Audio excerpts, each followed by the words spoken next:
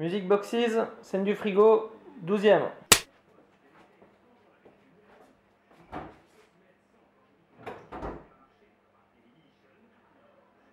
Ah bah, l'idée elle est venue tout simplement en fait. Moi tous les matins je bois un bol de banania avec rire et chanson derrière quoi. Donc ce matin-là je me lève, j'ouvre mon pot de banania et pile quand j'ai ouvert, il y a eu une chanson qui est passée à la radio.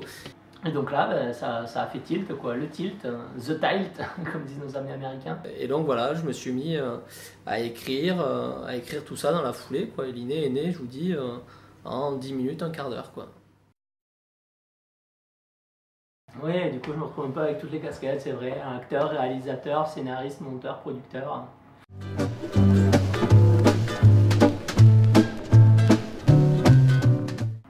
Écoutez, le casting ça a été très rapide. Au début quand j'ai écrit le rôle de suite, je pensais à Jack Black.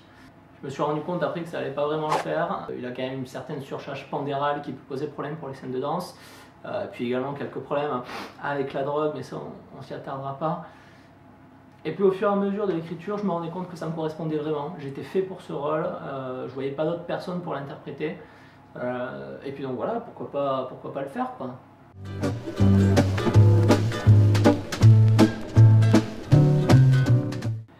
J'ai beaucoup travaillé sur la psychologie du personnage également, pour moi c'était fondamental. J'ai lu beaucoup de livres, je me suis beaucoup renseigné, j'ai regardé beaucoup de films d'auteurs qui pouvaient traiter du sujet. Il fallait qu'on voit que chez ce personnage, il y avait une espèce de consensus spirituel en lui. Je m'explique. Il se réveille un matin, il se rend compte qu'il a le don d'évacuer la musique des objets qu'il ouvre. Et il arrive un moment où il y a une espèce de phase interne en lui, ou une libération si vous préférez, qui est très bien décrite par le psychologue Edmund Vance dans un de ses essais. Et voilà, je voulais qu'il se lâche totalement, il n'y a plus d'emprise, il n'y a plus rien qui tient. Et voilà, j'ai essayé de mettre ça en place chez ce personnage-là. Ouais. Ok Ginzu, donc ça va être ta scène 1. Donc souviens-toi ce qu'on a dit, il faut la jouer à la fois fainéant et innocence. Je te rappelle que tu joues le rôle de Simba. Je vois des yeux qui pétillent, poils qui frétillent, enfin vraiment quelque chose de chatoyant. Je t'ai fait quelques petites notes, si tu veux avoir une idée de ce qu'il faut faire, voilà, jette-y un coup d'œil. Ah mais le choix du chat c'était très important en fait, il fallait vraiment qu'il y ait une espèce de connivence entre le héros et ce chat. J'ai donc regardé beaucoup de photos, de vidéos sur internet et puis je suis tombé sur une photo de Ginzu en fait, c'est le nom du chat, qui m'a décidé à le prendre quoi. Et là dès que je l'ai vu, j'ai su que c'était le bon quoi.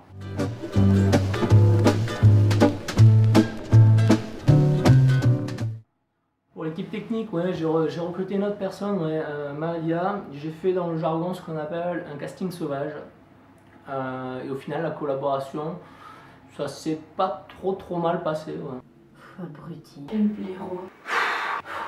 Mais quel blaireau, putain. Donc moi, je suis arrivée dans cette aventure totalement par hasard. J'étais en ville, j'ai acheté des kebabs et puis il y a l'autre là qui est venu me voir pour me proposer de tourner un film. Voilà, d'être derrière la caméra, je me suis dit bon allez pourquoi pas, ça peut être sympa, donc j'ai accepté.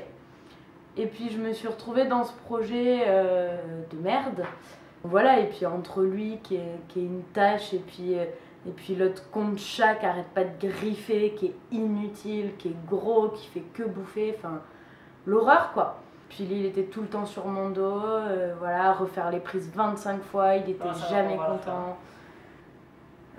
Voilà, d'ailleurs j'ai pas été payée.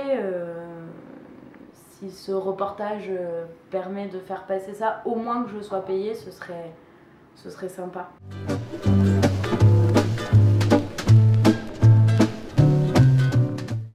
Ah bah la suite des choses elle va être à la fois simple et logique. Ça va se passer en 3 étapes: diffusion, exportation, commercialisation. Voilà, je vous cache pas, c'est le producteur qui parle.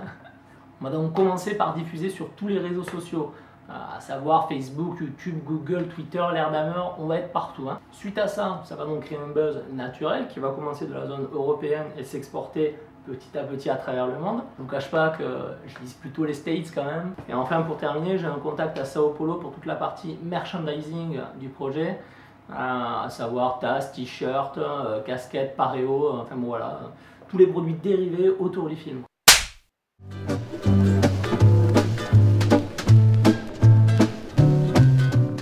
Ah, je boycotte. Oui. Bah oui, parce que j'aime bien, évidemment, j'aime bien les gens qui signent les trucs, j'aime bien les artistes, j'aime bien les singularités. Alors du coup, comme c'est une espèce de grande, pardonnez-moi le mot, c'est une grande partouze de la musique, ça m'agace. Voilà. Yeah, it's just like he had a bunch of bad ideas and had the talent of his and the truth of conviction of his bad ideas in that movie. Funny when someone has a big ego and thinks they're fantastic at something, but the reality is they're just a buffoon. That's America, in the face of our common dangers, in this winter of our hardship, let us remember these timeless words. God bless you, and God bless the United States of America.